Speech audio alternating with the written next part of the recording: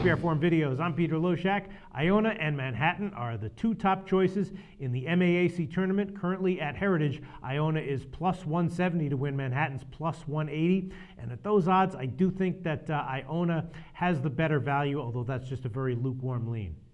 Iona, of course, won the tournament last year. They beat Manhattan in the title game that year, and this year they also easily beat Manhattan at home earlier in the year, and then they lost at Manhattan late, but that game did go into overtime. It was also a game that meant relatively little to Iona and a lot to Manhattan, and Iona did even get the ATS cover in that one. And in general, Iona was just the more reliable team on the road in conference play, and they had fewer stumbles on the road than Manhattan had. After those two, Canisius is at plus 450 and Quinnipiac at plus 475. They're the next two choices, and each of them did split their 4 games with the top 2 teams during the regular season.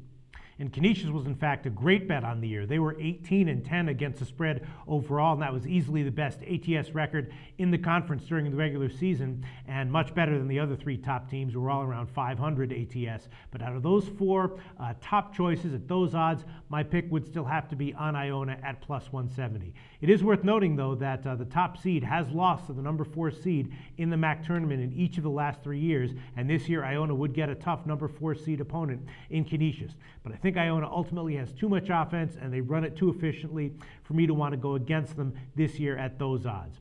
As far as spreads are concerned, again, Canisius was the clear-cut best team against the spread in the MAAC, but they might not get any spots with value in this tournament. They play the first game against Siena, who happens to be the second best team in the MAAC in terms of ATS value. Siena was 16-13 against the spread on the year, and they'll be getting a bunch of points on a neutral court. And then, of course, if Canisius gets by Siena, again, they'll be up against Iona, and it's not clear how many points the market would give to Canisius in that spot.